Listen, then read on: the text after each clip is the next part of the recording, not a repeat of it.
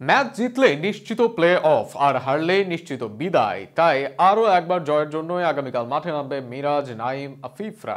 ঢাকার বিপক্ষে do or die ম্যাচে খুলনার সম্ভাব্য একাদশ ও ম্যাচ নিয়ে বিস্তারিত থাকছে প্রতিবেদনে। টুর্নামেন্টের শুরুতে প্রথম দুই ম্যাচে দুই জয়। ইমরুল কায়েস, রুবেল কিংবা মাহমুদুল হাসান জয়ের মতো খেলোয়াড়রা থাকেন বেঞ্চে বসে। দেশি খেলোয়াড়দের নিয়ে দারুণ ব্যালেন্স টিম খুলনার, সেই কথা স্বীকার করবেন সবাই। তবে দুই ম্যাচ পরেই পাল্টে গেল চিত্র। ক্লোজ ম্যাচ হারা দৈনন্দিন ব্যাপার হয়ে দাঁড়ায়। এমন পর্যায়ে আসরে নিজেদের শেষ ম্যাচটায় এখন ডু অর ডাই ম্যাচ। জিতলে বিদায় নিবে রাজশাহী আর হারলে বিদায় নিবে খুলনা।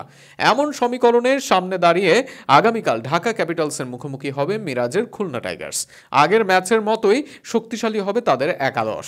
রংপুরের বোলারদের তুলোধনা করা দুই ওপেনার নাইম শেখ আর অধিনায়ক মেহেদী হাসান মিরাজি খেলবেন ওপেনিংয়ে।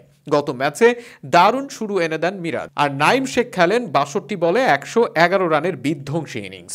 দুই ইনফর্ম ওপেনারের পাশাপাশি অ্যালেক্স রোজ খেলবেন 3 নম্বরে। গত ম্যাচে ভাগ্যদোষে হয়েছেন রান আউট, আর গত ম্যাচে দারুণ ক্যামিও খেলা বশিষ্ঠই খেলবেন 4 নম্বরে।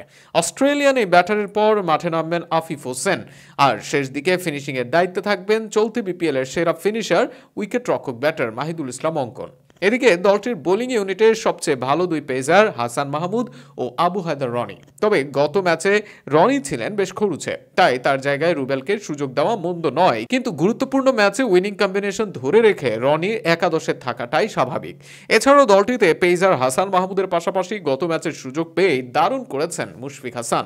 তাছাড়া স্পিনার মোহাম্মদ নওয়াজের সাথে আছেন নাসুম আহমেদ। এক কথায় গত ম্যাচের একাদশ নিয়ে বাঁচা মরার লড়াইয়ে মাঠে নামবে খুলনা টাইগার্স। এখনো পর্যন্ত 11 ম্যাচে 4 জয়ে 8 পয়েন্ট খুলনার। কালকের ম্যাচ জিতলে রান রেটে এগিয়ে প্লে অফে পৌঁছে যাবে মিরাজের দল। আগামীকাল দুপুরের ম্যাচে ঢাকার বিপক্ষে মাঠে নামবে খুলনা টাইগার্স।